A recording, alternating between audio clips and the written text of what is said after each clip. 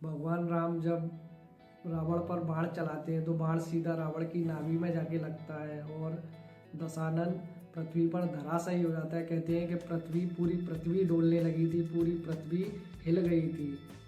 रावण अपनी अंतिम श्वासें गिर रहे हैं तो भगवान राम लक्ष्मण जी से कहते हैं कि ये परम विद्वान है, परम ज्ञानी है, चारों वेदों के ज्ञाता है, इनसे जाके कुछ ज्ञान ले लीजिए, इनसे जाके कुछ शिक्षा ले लीजिए जो जीवन में आगे बढ़ने में काम आएगी। भगवान राम की आज्ञा पाकर लक्ष्मण जी रावण के पास जाते हैं और अभिमान बस रावण के सिर के पास खड़े हो जाते हैं। तो राम उनसे कहते हैं कि जब किसी से कुछ सीखना हो जीवन में, कभी किसी से कुछ शिक्षा लेनी हो तो उसकी शरण में जाना पड़ता है। और लक्ष्मण जी उनके पैरों के पास आकर खड़े हो जाते हैं और हाथ जोड़कर उन्हें प्रणाम करते हैं और कहते हैं कि आप तो परम ज्ञानी हैं, विद्वान हैं, आप मुझे कुछ ऐसी शिक्षा दीजिए जो मेरे को जीवन में आगे बढ़ने में सहायता करेगी, जो मेरे जीवन को प्रकाशमय बनाएगी। तो रावण उनसे कहते हैं कि लक्ष्मण, मैं आपके प्रश्न का उत्तर जरूर दूंगा, लेकिन उससे पहले मेरा एक प्रश्न है कि मेरी पराजय क्यों हुई।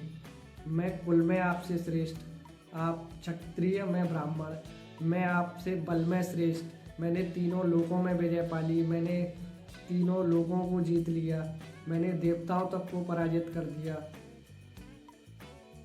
फिर भी मैं आपसे पराजित हो गया, आप इसकी वजह बताइए। तो लक्ष्मण जी कहते हैं मुझे नहीं पता। तो रावण कहते हैं इसकी एक ही वजह है, आप चरित्रवान हो, मैं चरित्रहीन हूँ, इसीलिए मैंने पर स्त्री के लिए सब कुछ त्याग दिया, अपने पूरे कुल का नाश कर दिया, अपने सगे संबंधियों का विनाश करवा दिया। मेरी सेना में ऐसे ऐसे महान योद्धा थे, ऐसे ऐसे महान राक्षस थे जिनकी वजह से पूरे तीनों लोग कांपते थे, और आप साधारण मानव होकर ये वानरों की सेना लेकर भी मेरे से विजय हो गए।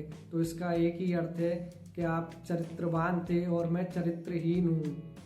और दूसरा, मेरा खुद का भाई विभीषण मेरे दुर्गुणों के कारण मुझे छोड़कर चला गया और उसने आपको मेरे सारे भेद बता दिए, मेरी सारी सेना के भेद बता दिए और मेरे विनाश का कारण बना।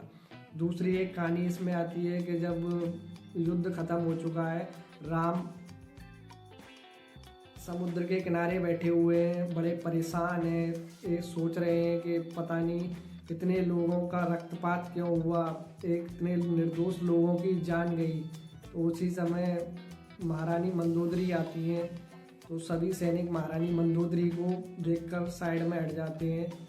तो वो कहती हैं कि मुझे राम से मिलना है। तो सैनिक उन्हें इशारा कर देते हैं कि राम वो बैठे हुए हैं समुद्र के किनारे। तो जैसे ही मंदोदरी उनके पीछे आके खड़ी होती है, शाम का समय है, तो मंदोदरी की छाया उनके पैरों तक पहुंचती है। तो राम एकदम उसका ध्यान टूटता है, अचानक से खड़े हो जाते हैं और कहते हैं माता, इस युद्ध भूमि में आप कौन हैं? तो वो कहती हैं मैं रावण की अभागी पत्नी मंदोदरी हूँ। तो राम उनको प्रणाम करते हैं कि माता मुझे क्षमा करें, मैं आपके शोक का कारण हूँ, पर आपके पति ने बहुत कुकर्मी था, आपका पति अधर्मी था, इसीलिए मुझे मारना पड़ा, मैं आपसे क्षमा मांगता हूँ। तो मंदोदरी कहती है कि राम, आपको क्षमा मांगने की कोई ज़रूरत नहीं है, तो माता आपका आने का प्रयोजन बताएं। तो वो कहती हैं कि मैं देखना चाहती थी कि जिस रावण ने तीनों लोगों को विजयी कर लिया, तीनों लोगों में उसकी शक्ति का डंका बजता था, तीनों लोगों में उसको हराने वाला कोई नहीं था, उसने सबको पराजित कर दिया, देवताओं को भी पराजित कर दिया, सभी ग्रहों को अपनी मुट्ठी में बंद कर रखा था। शनि जो सब पे वक्र दृष्टि डालते हैं, उनको तो रावण ने अपने पैर के नीचे डाल रखा था। तो उस रावण को पराजित करने वाला कौन योद्धा है, क्या मैं उसको देखने के लिए आई थी।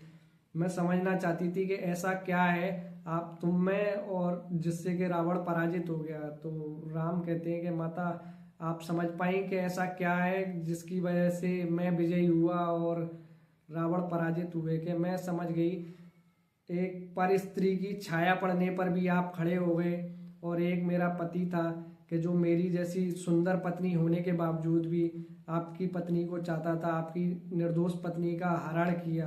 तो यही फर्क था कि आप चरित्रवान हो, मेरा पति चरित्रहीन था, जिसकी वजह से मेरे पूरे कुल का विनाश हो गया, मेरे पूरे वंश का विनाश हो गया,